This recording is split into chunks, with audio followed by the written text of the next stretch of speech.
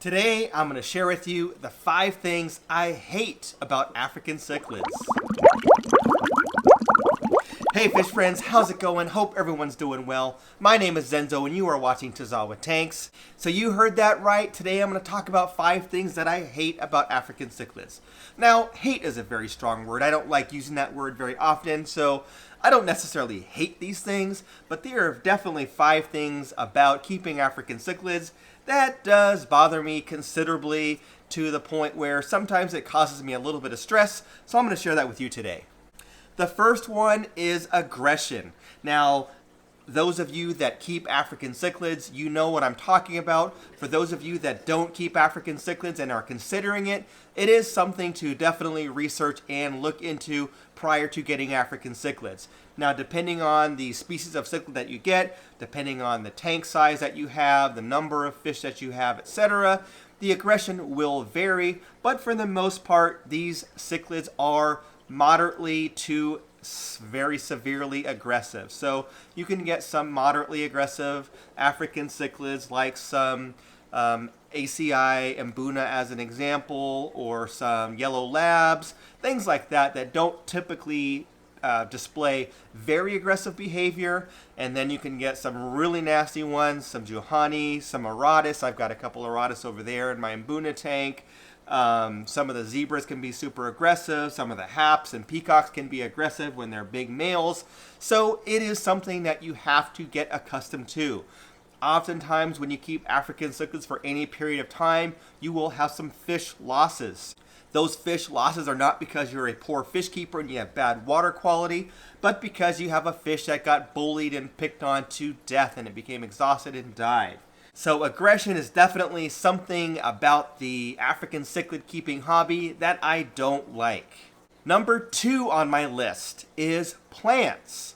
I love aquarium plants. I think that they provide a lot of beauty to aquariums. They provide shelter for fish. They definitely help in the filtration of the aquarium by removing the nitrates from the water column because they absorb it and use it as fertilizer. But with African cichlids, you can pretty much forget about it. Now, I know I've seen aquariums with African cichlids that are, okay with plants. I've seen Java fern in African cichlid tanks, and I've done it before. I tried it in here before. I've seen Anubias in African cichlid tanks. I've seen it before. I've done it before. I tried it in this tank.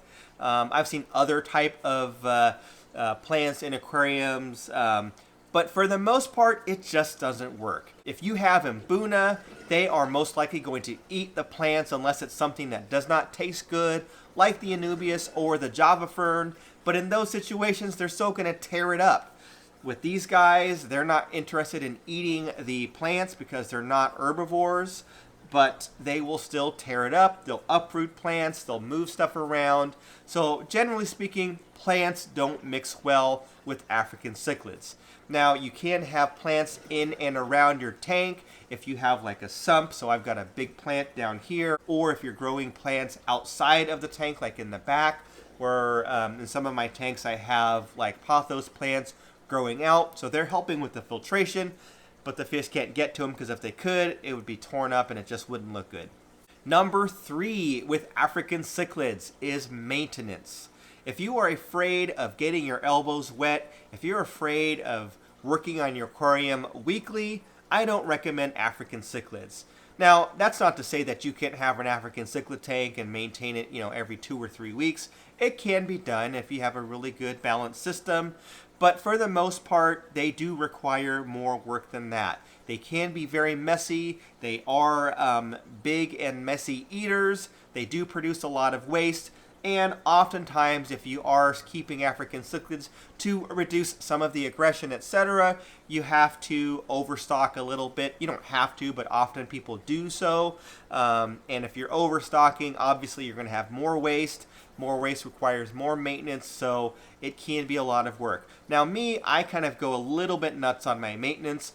And that's not because I'm, just crazy about it, but I do keep a lot of tanks. I like to have pristine water conditions, and also I do have an aquarium service business, so it is very important for me to basically practice what I preach by keeping really clean aquariums. So I do maintenance a lot on my tanks. So like these get water changes. This tank gets a water change twice a week, as does the Mbuna tank, as does most of the tanks downstairs in the fish room.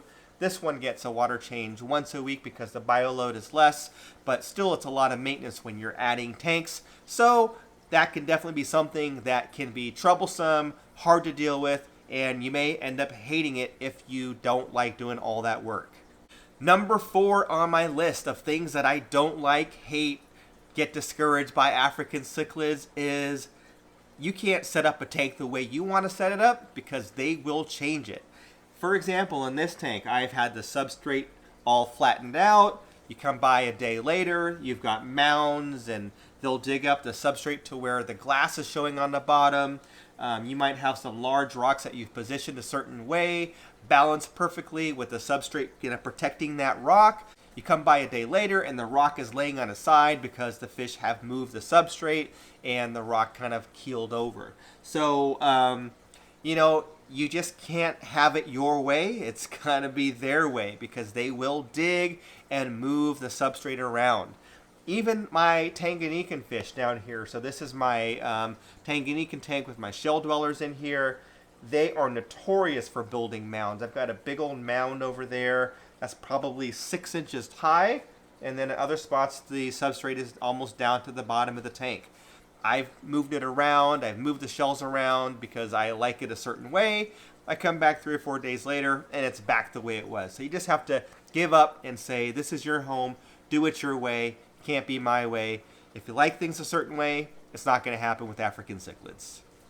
Number 5 on my list is stocking. Now this can be something that you do enjoy and that you love. It's fun to buy fish and explore, ways of getting new fish and researching different fish that you want to keep. But it can also be a lot of work. It can be a lot of money. So stocking African cichlids is not always fun to do and can be kind of a pain in the butt. If you have a tank like this and you have 20, 25 or so African cichlids in your tank, that means that you'll have to buy 20 or 25 fish, which is not inexpensive. And really, you're probably going to have to buy more than that unless you are 100% sure that you have all males. You'll probably have to buy more than that amount to ensure that you only have males. Also, going back to number 1 with the aggression, with fish getting picked on, sometimes you'll just find out that a fish in the tank is not going to work and you have to remove said fish and put that fish in another tank or sell it or give it away because it's getting picked on or it's too aggressive. Or you will, have some fish losses where some fish die. So maybe if you want a tank with 20 plus African cichlids, you might have to start out with 30 or so fish. And depending on where you buy them, you could get them as cheap as maybe $5 each if you're getting them at an auction, or if you're getting them, very small from a local fish store.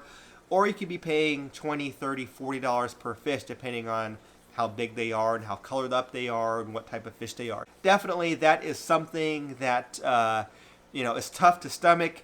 I don't particularly like it. Now I love having all my fish, but if I were to start all over and have to buy 30 or 40 African cichlids right now, I wouldn't be crazy about that. So that was my list of the 5 things I hate about African cichlids. If you missed my other video talking about the 5 things that I love about African cichlids, I will put a link up here right here, and there'll probably be one at the end in some kind of end card at the end of this video. Thanks again for tuning in. I appreciate you checking out my channel. We'll catch you on the next one.